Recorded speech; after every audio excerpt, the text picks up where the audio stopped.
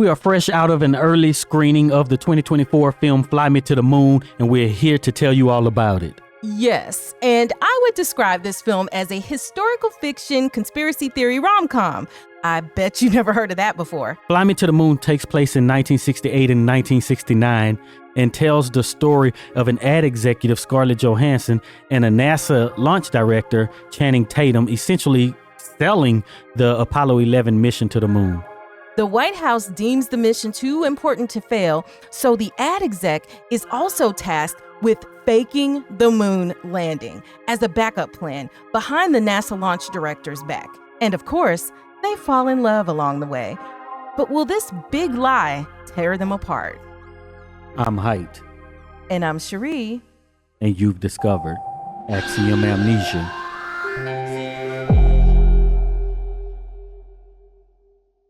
We want to thank all of the supporters who helped to make this video possible. If you want your name to appear alongside these contributors, make a one-time donation via Cash App or click the thanks button on this video, or you can head on over to patreon.com/axiomamnesia or become a channel member by clicking the join button to enjoy all of the benefits of becoming a monthly subscriber.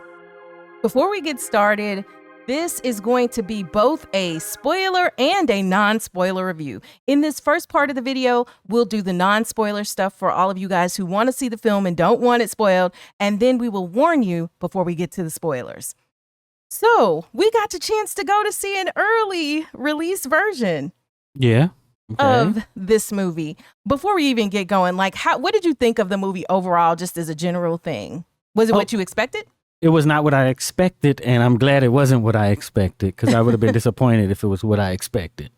The same here. You know, I had seen a trailer a couple weeks ago, and somewhere in the trailer, I missed the fact that it was actually about faking the moon landing. That's really what this movie is about, in addition to being a rom-com. Trailer is just like, oh, it's a rom-com, but then I tried to look it up before we went to see it, and all I could see was this genre of a rom-com, and I'm like, oh, a rom-com, that's so sad that you have to use the moon landing and science and all of this as a backdrop to tell a cheesy love story.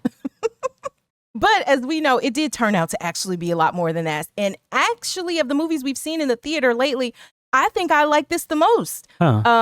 So, as we had mentioned before, the main character is Kelly, and she's this feminist and strong female character who just does what she wants. She breaks all the rules, and she's an ad executive, and she's played by Scarlett Johansson. We have Cole, who is played by Channing Tatum, and he's like this traditional masculine male character. So they're just naturally at odds in the movie. And, we've seen this kind of trope before where it's enemies or, people who are very at odds, who kind of have this physical attraction to one another, et cetera, et cetera.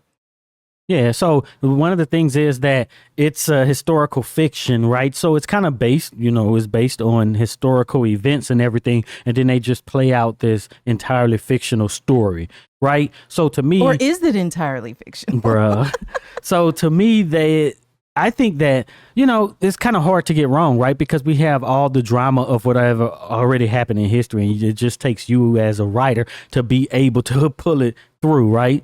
To just make it not suck because you pick the story because it has all those good elements of a story that people tell because the story is still being told. And the mission to the moon is like the greatest achievement in the history of humanity, I would say. The other part is the conspiracy theory of faking the moon landing. I don't know if for the younger people out there, it's that people actively talk about faking of the moon landing. But just for those of you who don't know, there are a lot of people, especially a lot of older people, but maybe some younger ones too, who do not believe that humans actually landed on the moon. They believe that all of the footage that we see was done in a soundstage and that it was faked. Yeah, I think everybody probably hear of this because now you have the flat earthers that just has to go in line with that, right? And that's a lot of young people involved in that too. So yes. Yeah. So the question that I kept having throughout this film was was any of this a true story? Like any aspect of the faking of the moon landing or the idea that they wanted to have? Because, okay, when you really think about it, it doesn't sound that crazy that they would be like, we want this to be, that this can't fail. So let's just have some parallel footage over here in case stuff doesn't go so great when we actually hit the moon, right? Yeah. Which is different, I think, than the idea of faking the moon landing, like we never landed there. So I think that we have some parts that are these characters, they aren't based on actual people, but I think they represent kind of ideas or whatever, right? Like Kelly Jones, who is Scarlett Johansson, represents the PR arm of NASA, right? That's her. Channing Tatum, Cole Davis, he kind of represents the science and operations sort of an aspect of NASA, right? Science and engineering. And then you have Woody Harrelson, who plays Mo Burkus, who is sort of like the intelligence community and the government, right? And then you have those three playing out in, what happened throughout history, and they all butt heads because everyone has their own agendas and beliefs and all that other stuff. But I don't know, did we have someone who represented the media? That may have been, a part of it that would have made it a little better. But I feel like in a way, well, I guess you can't say that Kelly represented the media, but like she was so closely intertwined with it because, she's clearly shaping what this narrative is that goes in line with conspiracy theories with the fourth branch of the government, right? The media. Because one thing that is true, we get more into it with the spoilers, is that when they had a PR arm of NASA for the entire time, basically. Right. But they basically educated the journalists and they used news reporters to basically be the PR arm or the department in NASA, right? And then they would send out all the information and models and all of this and the drawings of the missions to contrast the Soviets. And that's what they done. And nowadays, we talk about how, being that close and like White House correspondents and how they're too close to be objective and stuff. But they were very educated for when they had these broadcasts on TV because NASA had just openly shared all this stuff with the public. Right. So then you hear stuff like Walter Cronkite talking about that's the slowest they've ever traveled in the history of NASA or some stuff because NASA prepped them basically. Yeah, and I think that whenever I look back in time, especially at the 20th century, I feel like everybody in a way was just more educated on an individual level, which is kind of funny because we have more information at our fingertips than ever in history, especially with the internet and all of that. But yet the people from then felt more educated, and I put that in air quotes in the sense that they just seemed to know more individually. Right. And, so that's definitely something to consider. On the notion of, was any of this a true story? What I really liked about this movie was that we have the things that we know as facts, right? Or that I can't even say we believe as facts, but that's really truly kind of what it is in our minds, right? Is that, those of us who are like, yes, obviously we landed on the moon and, all of that other stuff. Then these are the facts that we know that are presented and we're like, yes. Then we have the things like the launch, people saw that. They have video of the launch, all of that stuff. But then it's interwoven with personal stories of what happened. And we don't really know if that's true or not. And then the conspiracy theory part of it. And I just think that was just brilliantly done in this film because it's not easy to do. But you know what else this film reminds me a little bit of is the Netflix movie Don't Look Up. Really? Some aspects of it, right? Because the comedy in here, I feel like is top notch. Because I'm like, okay, how is it really going to be a rom-com about, Apollo 11 and, and landing on the moon? How does that work? Yeah. I'll just wait for the spoilers for some other stuff. Yes, and we're not at the spoiler part yet. It's some funny parts in there. Yes, that we will definitely mention.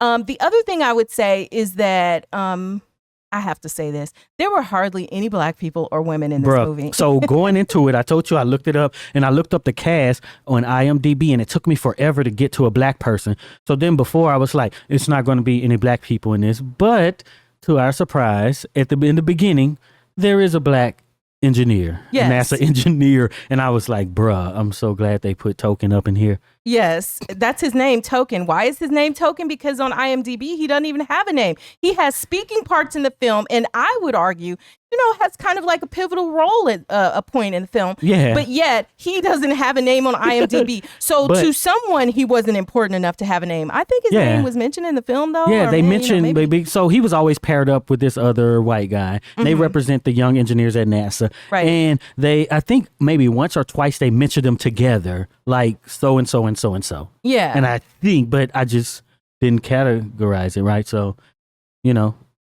So, the star, Scarlett Johansson, and her assistant are both women, obviously. So there are women at the forefront, but you don't see any women at NASA except I think there was like a secretary that was there and somebody else who was like, obviously clerical type of clerk sort of jobs. But I also have to mention, because I did think about the movie Hidden Figures that most of you all should have seen by now. And the story that Catherine Goebel, I think I said that right, Catherine Goebel Johnson, Dorothy Vaughan, and Mary Jackson, those were the three hidden figures. They were three African-American mathematicians that were at NASA during the space race. And Catherine, she went on to calculate the trajectories for Apollo 11. So she was directly related to what we saw going on in this film. We just didn't see any, and I think, what were they calling them? Calculators? We didn't see any black calculators or any. Calculators are computers. Or black computers, that was it. Computers. We didn't see any of that. And I get it. The movie wasn't really about that, but I just want to mention, there were some black people and there were women who were not clerks. Yeah, but it is a very white movie. It is. It is a very white movie. And maybe that's what it was like at NASA too. Yes. So, and I imagine it probably was a very lonely place to be if you were a person of color or a woman. Right. So who was Scarlett Johansson's character friend, Kelly Jones's assistant and friend? Her assistant and friend Garcia? Yes, was played by Anna Garcia. Oddly, Anna Garcia doesn't have a name on IMDb either. And she's like a main character. So I don't know, maybe it's IMDb. It's not on TMDb either. The issue is that because we just saw this film, we can't see the credits rolling at the end to see what the film actually has in it right now, the night after we saw this movie. So this is the best we have in this moment. And maybe somebody can go to the comments if you're watching it later and let us know what were the names of these characters that we mentioned that are not as of today's date, which is the 2nd of July, 2024. And the other actor we mentioned was Donald Watkins. Yeah. Donald Elise Watkins. So those are kind of like the weird things. But overall, let's talk some about these character arcs. We have this main character of Kelly, Scarlett Johansson, and she, in the beginning of the film, I loved just how together she was.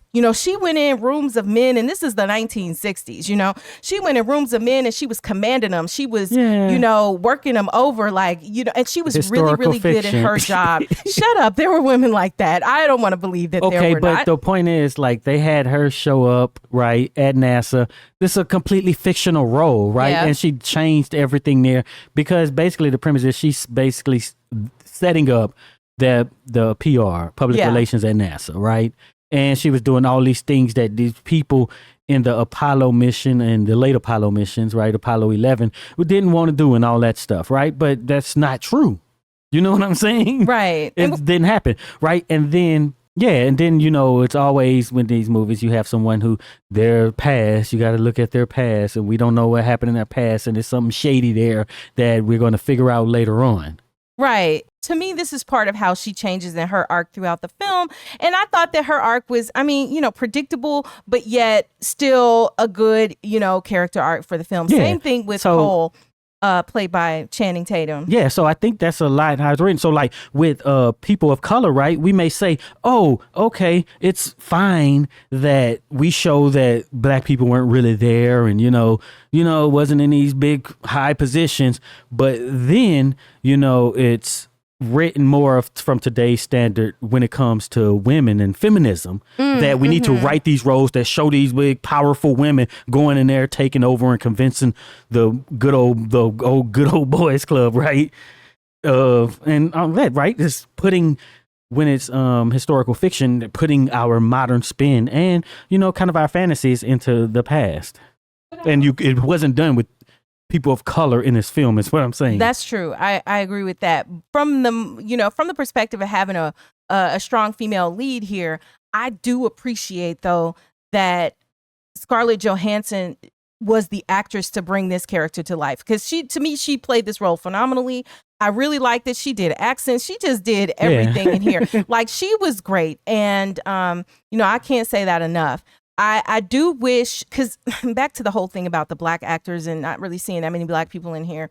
I do wish, because there was a part where, there's a social setting and I'm like, okay, people get to dance together and the white people are dancing or whatever. But like the black guy, he doesn't get to dance. There's no black woman. When you watch rom-coms, right? And I'm going to say white rom-coms, right? With mostly white people, white predominant, right? You have the black sidekick whose entire role is to make sure that the other people get together. Yeah, and so to advance he didn't the plot. And, he didn't exactly. That wasn't exactly his role in this film, but basically that's what happened at the dance. That was part of his role. You need to make sure that some people get together. His role was to fix every complication, right? That's other than that, like, he had no joy in life or anything like that.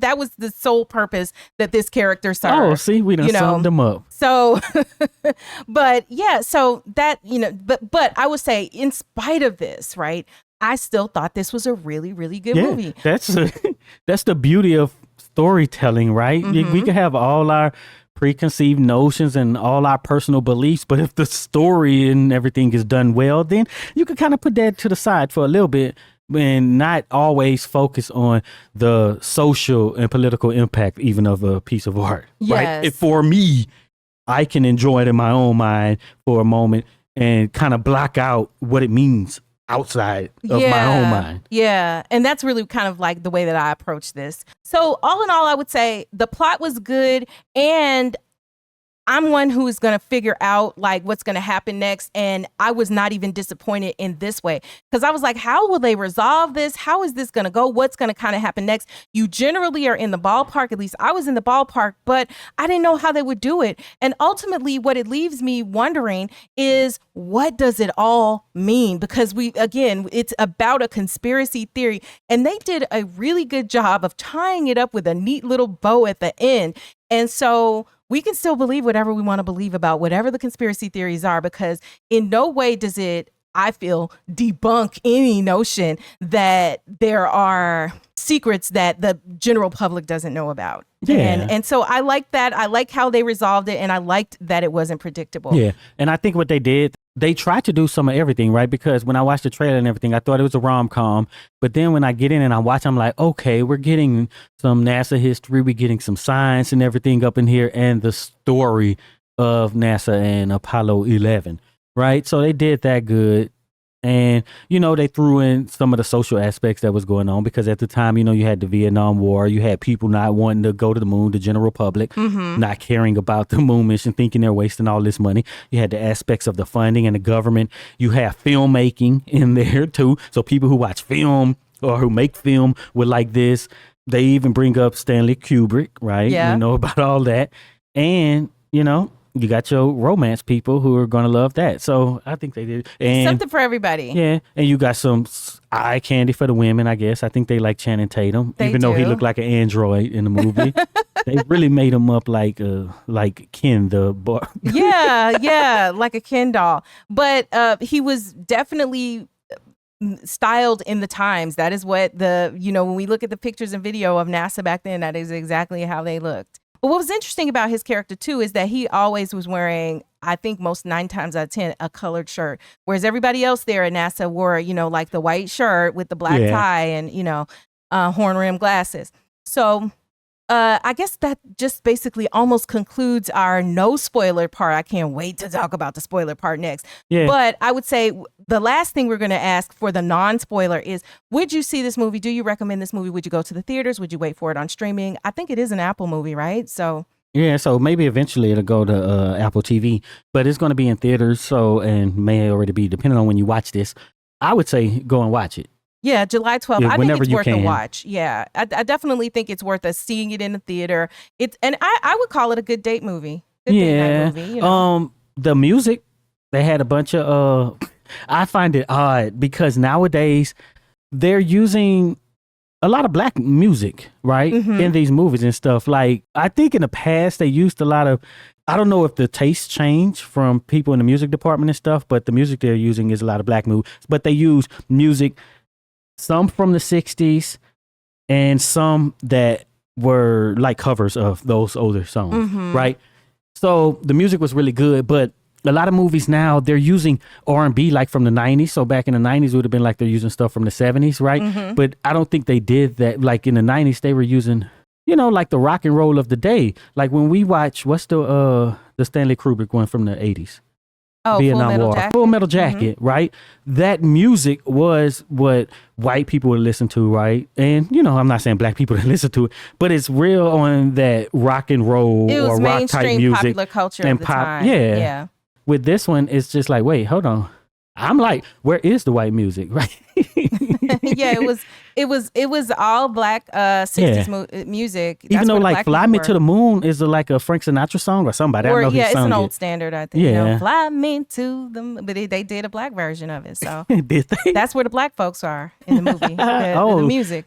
Yeah, so go see it. It's supposed to be in theaters July 12th. Yeah, so and if it's past that in 2024, you know, well, watch it on wherever you can and let it. us know what you think about it. And stay tuned because we're not stopping now, but this is just, if you do not want spoilers, do not listen beyond this point because we're about to get into it now. Yeah. So the spoiler part. Okay, so starting off, right, I seen, black people, they talking black people, but anyway, first was Apollo 1. They basically showed them burn up in the capsule. Yes. And then, you know, then like, dang, man, that's sad to start a movie off like this. But then, you know, you get Channing Tatum in that room, Cole Davis, and then they have the hydrogen leak.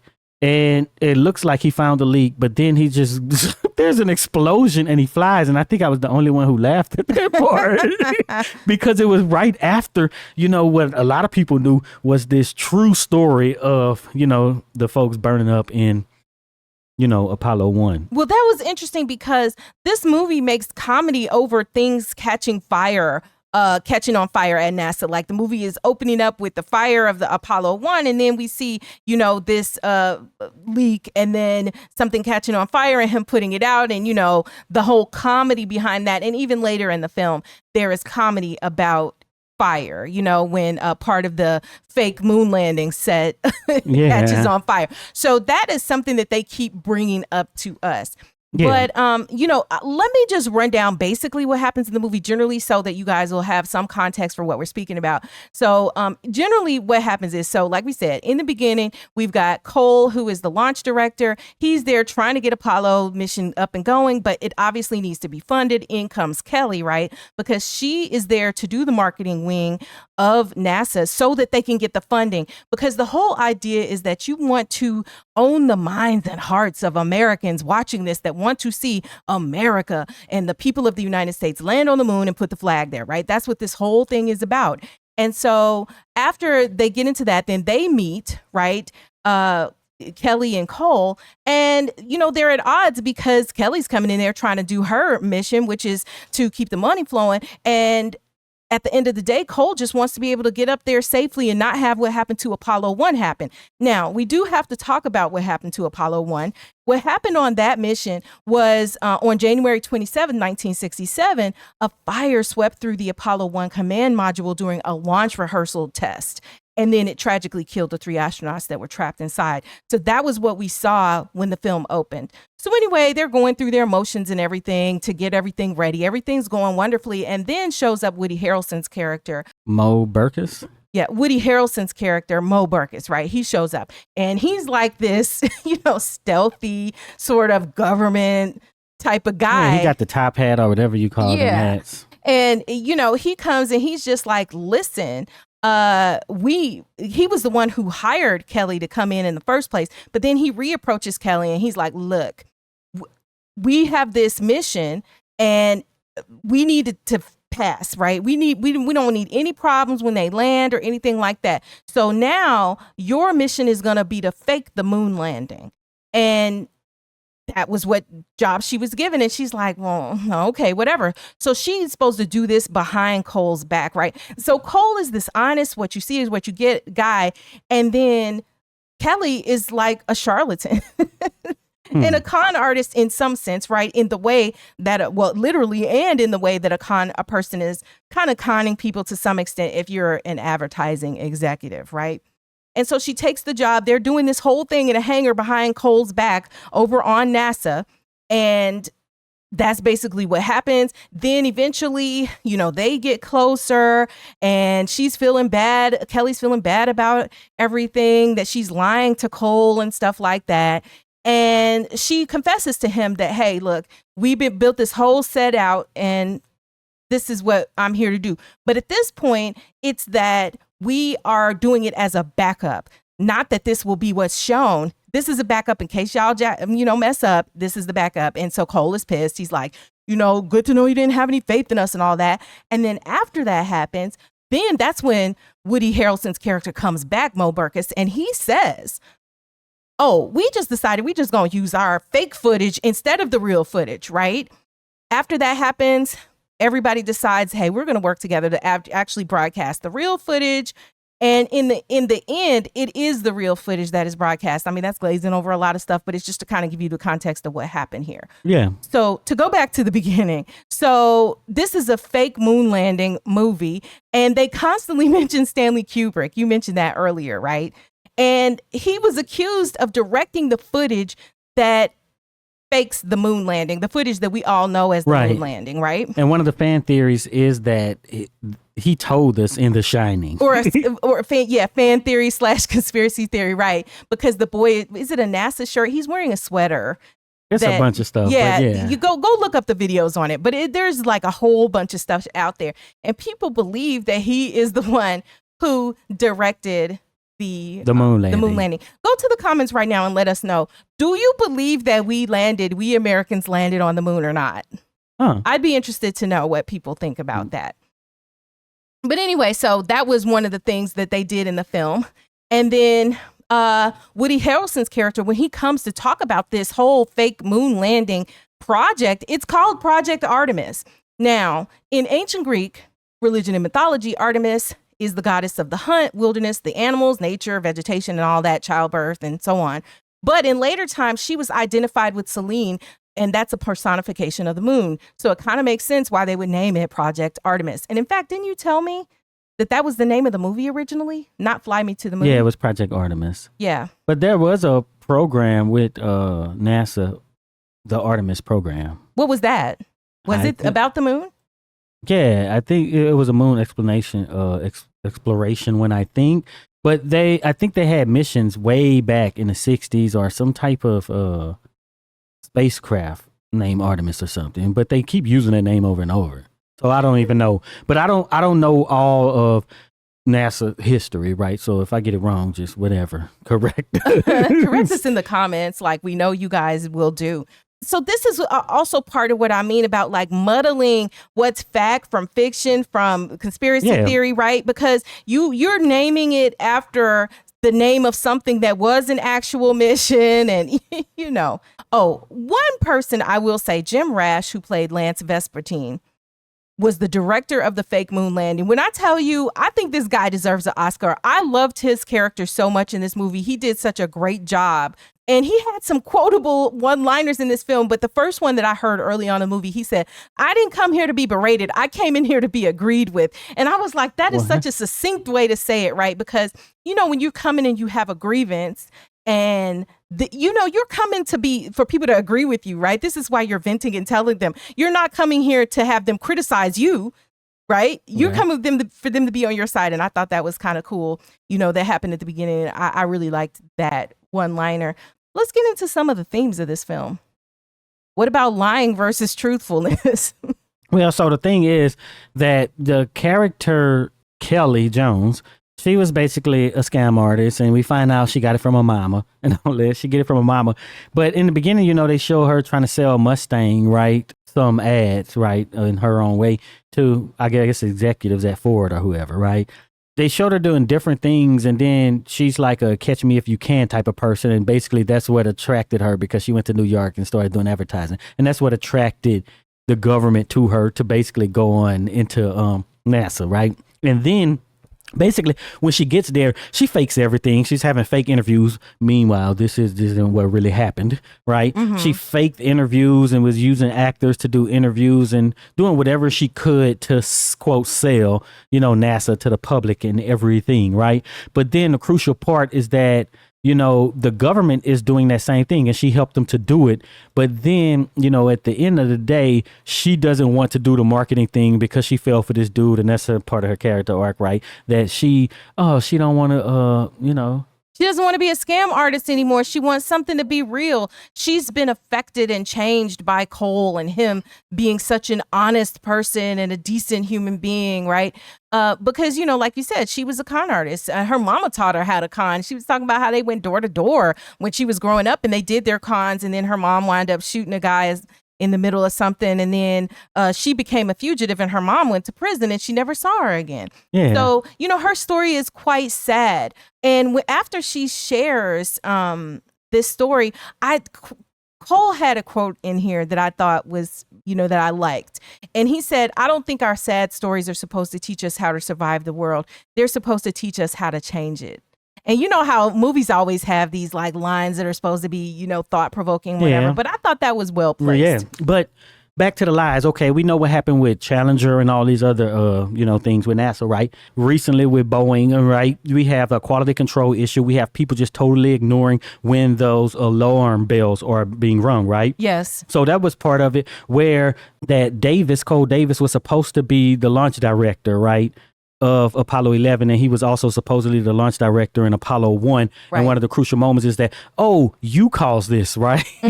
Basically that, and he says, I'm not the reason 3 astronauts are dead. But so what we know from what actually happened, because so really the person at this time who was the launch director for NASA was a guy named Rocco Petrone, and he's revered and everything, right? But we do know what happened when things like this, that there's some lies and stuff and people who just shirking their responsibilities.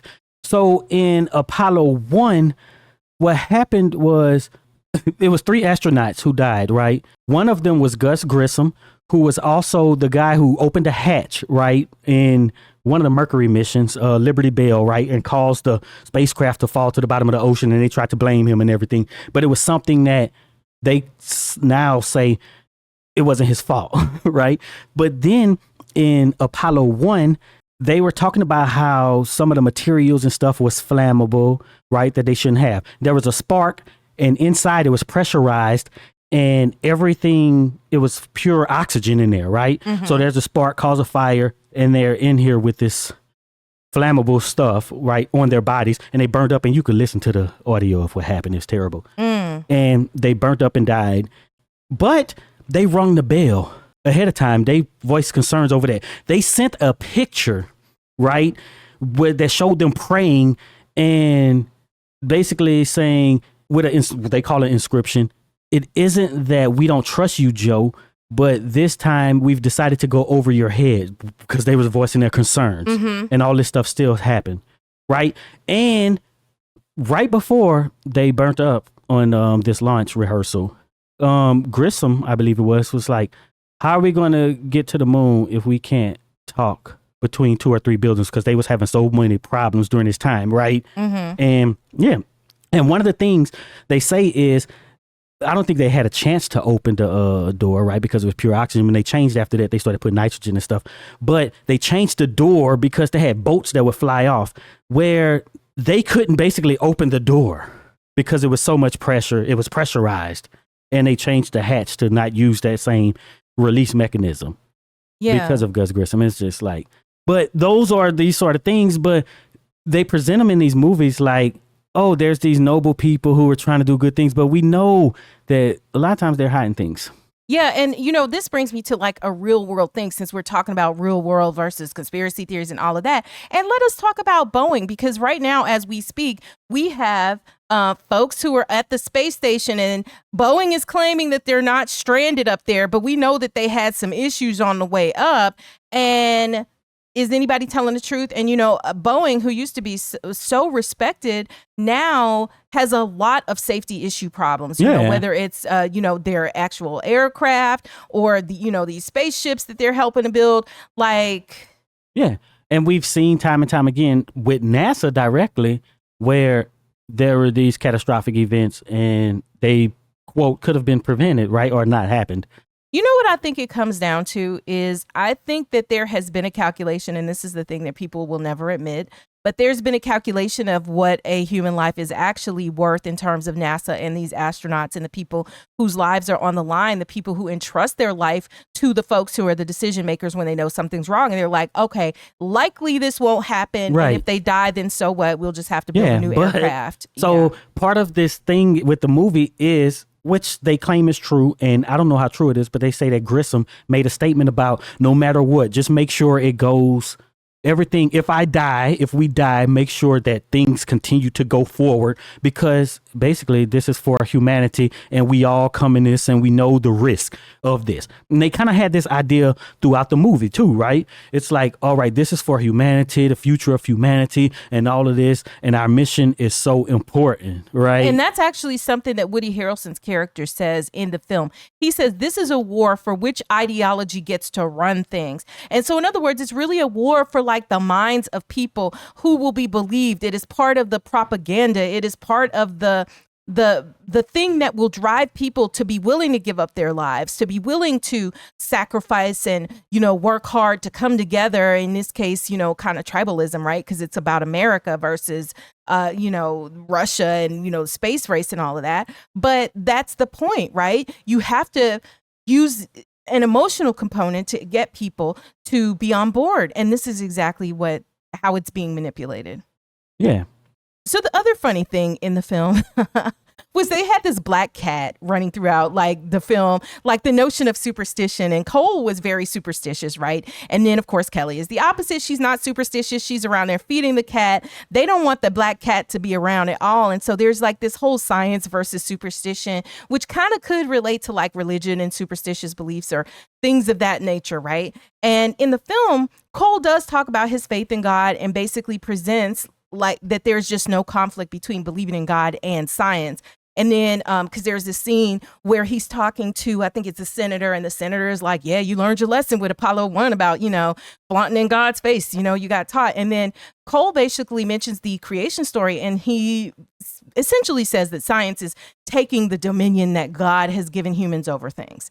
And he put that like in a really neat bow. But the interesting thing is, it was just a couple days ago that we had watched this interview with Neil deGrasse Tyson on Don Lemon's YouTube channel. And they were talking about it and they got on this subject. And Neil deGrasse Tyson has just a completely opposite point of view about believing in anything but science. One thing that we have direct evidence, I believe it was Apollo 10 or Apollo 8, where they actually read the 10 verses from Genesis live on TV because they were doing live broadcasts. Right? I think that a lot of people just think that there's this war, but that there's this idea that it's binary, right? Mm-hmm. You're either science or you're religion, and you can't possibly be both. And I think they kind of try to tackle that. And I also think that, one of the greatest in this sort of genre is the film Contact, where that idea is really, explored. Yeah, Contact is an awesome film. Well, a more lighthearted thing that does happen in here is this notion about extraterrestrials. Because, when you get to like Woody Harrelson's character and like the government guy who knows all of the classified stuff, Kelly asks him at one point, because he was talking about extraterrestrial pods at the bottom of the ocean and whatever. And then Kelly at the end of the film is like, are there really aliens? And Woody is like, they walk among us. Bruh. And it kind of reminds you of the movie Maybe They Live. We were trying to figure out what movie that's from, where they would like, they walk among us or something. And I could never think where I had heard that phrase before. Go to the comments if you can remember something that referenced like that. But yeah. So in this film, the thing is that they're trying to make a film, right?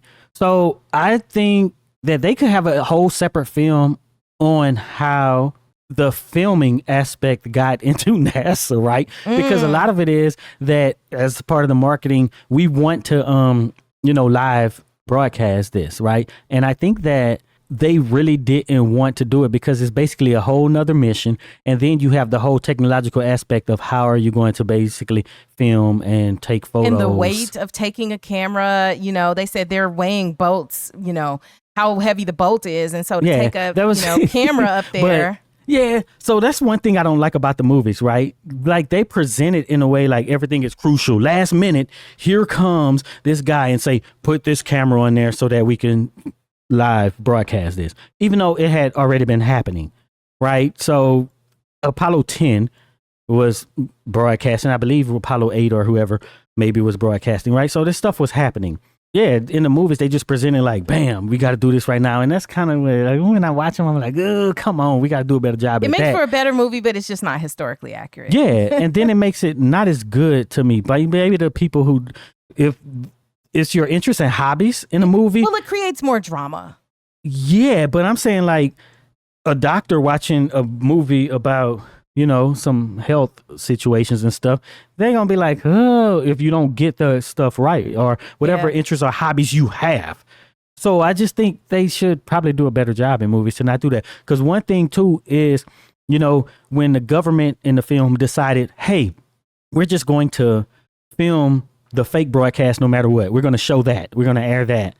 Then they had to go and basically at the last minute get onto the launch pad and attach something to the arm of the lunar module and stuff so that they can basically hack the broadcast and broadcast it. And that's not happening first off, right? You're not getting up there. You're not going up last minute. You're not adding this weight last minute. You're not connecting something to it, adding electronics to this thing last minute. That's not happening. But based on some stuff that we said about quality and quality control and safety, maybe they could. Maybe they would have. But I don't think generally that's not how it's going to happen. One person just running up like, and then the launch director, let them in. Come on now. But I do think it's very interesting with the broadcast. And because one thing they brought up in the film was Earthrise, right? Apollo 10, they went over the moon. They took the picture of the Earth. And then that kind of sparked the environmentalist movement and all those movements of that sort, they claim, right? And I think we do have proof of that. They were working on getting cameras, photo cameras, to go along with these missions and everything. So when you put it in this movie as last minute, it's just kind of like, I don't know why you would do that. But it does give an opportunity for the token black guy to have like a pivotal role. He really is like the hero of the movie because at the last minute, you know, they had taken the cameras out because they decided they were going to only use the fake feed to broadcast. So they weren't going to use the feed that was coming from the actual Apollo 11. Yeah. And so he had to, you know, get parts from a color television set at the last minute in order to fashion something that could be the camera that could, you know, get this feed fixed or whatever. So, so he was the hero of that moment. But realistically, they wouldn't be able to do that because, so what happened was they broadcasted the stuff down to the different, they had different stations, right? In Australia, California, whatever. And that's how everybody watched it. But it wasn't in a format that you could just broadcast to TV, right? So they, in those tracking stations, they processed the film and then they shot it back up to a satellite, and then a satellite broadcast that down to Johnson Space Center, and then they sent the feed. And I guess they're saying at that moment is probably where they could have, you know, broadcast a different thing somehow. Yes. So basically what happens in this last kind of scene is that they are supposed to be broadcasting this fake feed, but they had come up with a scheme after the black guy fixed the camera. And then they are going to feed the real Apollo 11 footage through. And so they're doing this, but the footage is in the film is so identical to their fake footage that they can't tell if they really are broadcasting or if they're not broadcasting. Because the director is so good. Because the director is so good. And so then basically the black cat, you know, gets their time to shine because it was multiple black cats that they used to film this. And then essentially the black cat just runs out on the set. And then that's how they're determined. They're able to see, it is different. They are broadcasting the Apollo 11. And it just is wrapped up in a neat bow. And so the way that this is left at the end is that if you believe that we never walked on the moon, this video ain't changing. This movie ain't changing it for you, right? Yeah. But if you believe that, of course it happened, And maybe, it gives you an out. It's like, of course it happened. And maybe they did have a backup, right? A backup plan for something to fool the people. But it's not that we didn't go to the moon. One thing that I noticed when I watched the film was every time they show footage, right, of Neil Armstrong coming down, when he jumps down, he says the line, one small step for man, one giant leap for mankind, right? Mm-hmm. That's not how it happened, because you could watch the entire broadcast. They done uploaded it maybe not even a year ago, maybe, I think. Remastered, supposedly. But he jumps down, and they have basically the foot that they call the porch, right? So you're not on the moon's surface. You're still on the lunar module. He jumped down, and then he jumped back up. And he was like, oh, it wasn't too hard to get back on the ladder. He was testing how to get back on the ladder, but he was like, oh, it's quite a jump. And then he jumped back down, I believe, or one of those times, he reaches down and he grabs some of the soil from the moon. I guess I could call it soil, the dust. Mm-hmm. And he puts it in his pocket just in case they had to rush back to the lunar module, right? So, and then he steps off the porch and he say that's why it's one small step, because he's just stepping from the foot of the lunar module onto the moon. And it was one small step. Yeah. But so they did have concerns and stuff too, that this dust could burn because it didn't have oxygen and all that stuff, and it could cause an explosion, right? So they take it back onto the lunar module, and they have this special thing where they burn it basically and mix it with oxygen or whatever to see if it'll catch fire, and it doesn't, right? So then they know that. But everybody who went claimed that it smelled like gunpowder, the dust and everything, because it was all over them and stuff. But by the time they get it back to Earth, then it doesn't have that smell. And nobody really knows why. But that's just very interesting. It's just like more things to be in the conspiracy theory. They thought that they would sink. They could possibly sink into the moon, basically like quicksand or something. They just didn't know what it could be like. They were like, look, we gotta be prepared for all possibilities in this situation. And they did what they could do. So like we had said earlier, this opens up just a world of things to consider and think about, which is one of the reasons why I really, really like this film. Do you think this film is one of the kinds that the Academy will like, and that they might actually say this is? I don't know. I don't know about Apple Films. I know they've been recently giving these the streaming platform stuff, and especially when it goes to theaters, because they try to give it a theatrical release, because I think that was like some requirement back in the day. It's probably still there. I don't know. It just depends on the hype around it. Usually that's what it seems like. There's some hype around some films. Ahead of time, I don't think there was. No, not with this one. But, it could be like, it's not an independent film, but it could be like those independent films, right? Where nobody knows anything about it, and you start hearing about it when it gets nominated, and then everybody goes and watches it. People's politics would affect it, right? Mm-hmm. Because part of the problem is that it's dangerous if you think that the idea that the moon landing is fake is bad, right? Because it does kind of give ammunition to be like, yeah, see, and it's opening it up, right? Hey, even if they say, hey, we filmed something just in case, it's still being faked, right? And then people take sort of these movies when you do the historical fiction, and they start to pick out stuff as if the entire thing is real. See, they were even using fake actors to do interviews and all those sorts of things. Yep. So the way this film ends out, and we talked a little bit about Kelly's character arc in here, but what I did think was interesting was her name. So by the end of the movie, Kelly reveals that her real name is Winnie. And I'm like, Winnie, okay, that's interesting. But there is some symbolism between the character arc of Kelly and her name change. So the name Kelly, it means warrior or war, right? Amongst other things. But the name Winnie, it means fair one, white, smooth, soft, happiness, holy, blessed, joy, and peace, right? And I'm like, okay, so you were war at first, and now you're at peace because you're telling the truth. Now you promise that you're going to be like this honest person. You're not going to be scamming anymore and all of that stuff. So even the names, were certainly not by accident. Yeah. And she goes from Kelly to Winnie. Mm-hmm. From war to peace. Yeah. But one interesting, funny thing was, her assistant was a feminist of the time. Yes. And a leftist, I guess we could say. Yes. And she had a problem when, she took her along once she got this job and asked, and she's like, oh, you're going to be working for Nixon. We're working for Nixon. And then she was like, no, we're working for NASA to do this or whatever. But then that sets up for, at the end when she get double crossed basically by the government, and her character says, this is what happens when you work for Richard Nixon.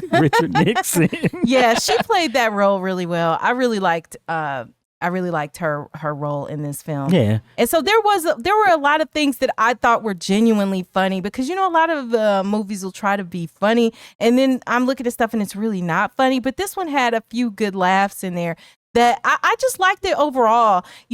Sitting through an hour and a half, 2 hours or whatever of a film, and if it's not good or it's slow to get to the great part, that can just be like torture. Yeah. But this was a movie that I did not mind watching for the entire time. I wasn't like, when is it done? How much longer? Bruh, they got to it so fast. So was it Top Gun where they meet first and then later on, well, it's a bunch of romantic comedies or comedies like that where, okay, you had Kelly and Cole meet at this diner, Wolfie's restaurant, which not knowing who I think is a real place, yeah. And they kind of flirt, and then they show up at work, and then it's like, oh, you the one who I saw.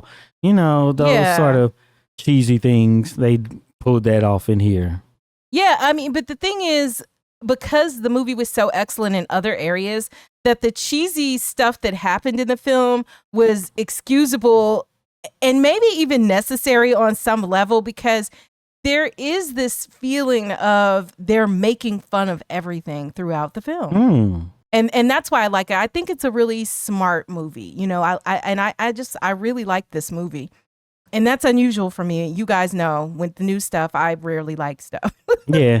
So some other things that remind me of is Wag the Dog, right? Mm-hmm. Where basically they're filming a fake war. And even Argo, right? Which is about the CIA faking a film production to get hostages out of Iran. And I think this kind of in that vein, and you don't know it's going there, but since you listen to us, you do know. You don't know that it's going to be like, oh, we're going to be faking this thing now. Yeah. And maybe they had that in mind at the time when they were making this. But I think they want to capture some of the zeitgeist too, that there's so many people think that the moon landing was fake that we will watch it. But it's not silly to a point of movies like, I think, is it The Dictator, the one about North Korea? And how certain comedies are just very, very silly, right? Yeah. But even I'm not saying they make it bad, but it makes it silly comedies. And this wasn't completely bad. This wasn't like, super silly and whatever. It was great in all the ways it needed to be great. It was funny when it needed to be funny. It made you think when it should make you think. Like, I really think it was brilliantly done. And what I will also say is that you guys should make sure that you are part of our Patreon, because we're actually going to talk even more deeply about this film and give you things like whether or not we believe we really landed on the moon, as well as other stuff like what we think of all of this, these conspiracy theories, and whether there was actually a point to this movie. Is the movie trying to tell us something? We'll tell you on our Patreon. So look for that linked in the description.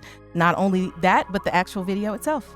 And if you made it this far into this review, type Area 51 in the comments so we'll know you're one of the real ones who stick around to the end. Thanks so much for watching, and be sure to check out the video that's on the screen right now. And if you're not subscribed, subscribe to the channel.